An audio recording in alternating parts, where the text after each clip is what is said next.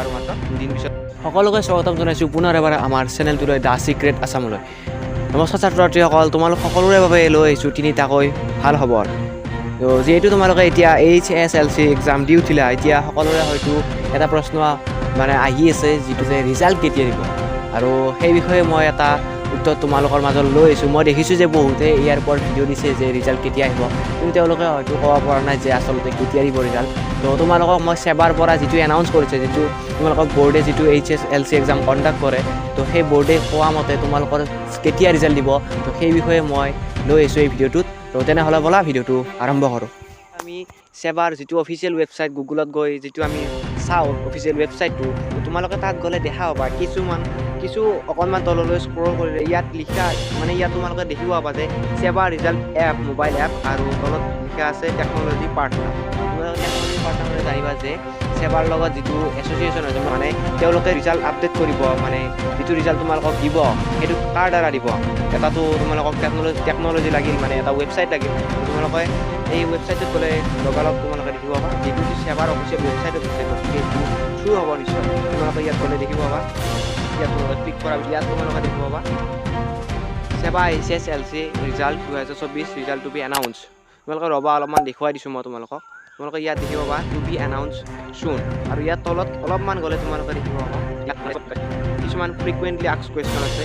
তোমালোকে ইয়াত দেখিব পাবা যিটো সেৱাক সোধা হৈছিল মানে গুগলত, তোমালোকৰ যিবোৰ প্ৰশ্ন ইয়াত তোমালোকে দেখিব পাবা। ইয়াত লিখা আছে হোৱাট ইজ দ্য এক্সপেক্টেড সেৱা ৰিজাল্ট ডেট 2024।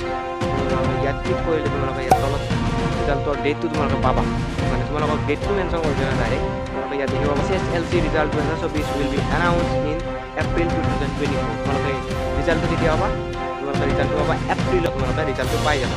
তো গতিকে তোমালোকে গম পালা যে এইটো মাহতে দিব, আৰু যিহেতু ইয়াত লিখা আছে ৰিজাল্ট টু বি এনাউন্স চুন, তোমালোকে গতিকে এইটো এপ্ৰিল মাহৰ তোমালোকে ফাৰ্ষ্ট উইকত আৰু ছেকেণ্ড উইকৰ ভিতৰতে পাই যাবা।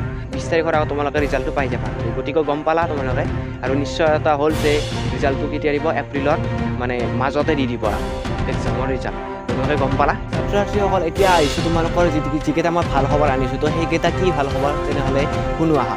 তো প্ৰথম খবৰটো হ'ল যে এতিয়া তোমালোকে যিহেতু গম পাই আছা যে দিয়া হৈছিল আনন্দৰাম বৰুৱা এৱাৰ্ড, এইটো বহু বছৰৰ পৰা দিয়া হৈ আছে। তোমালোকৰ HSLC কেণ্ডিডেটবিলাকক যিবিলাকে ভাল নম্বৰেৰে উত্তীৰ্ণ হয়, মানে যিবিলাকে 75ৰ ওপৰ পায়, তো তোমালোকৰ এতিয়া কোনবিলাকক দিয়া হ'ব আৰু কোনবিলাকক নিদিয়ে। যদি তুমি এতিয়া এনাউন্স কৰিছে যে তোমালোকক কি কৰিবা, 10,000 ষ্টুডেণ্টক দিয়া হ'ব সফলতাৰে উত্তীৰ্ণ।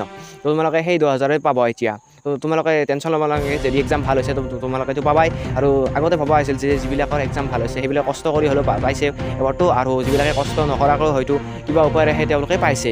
গম পাইছা তো এইটোৱে আছিল খবৰ আজিৰ ভিডিঅ'টো। তো তোমালোকে গম পালা, নহ'লে আগলৈ আৰু এনেকুৱা ধৰণৰ আপডেট পাই থাকিবা।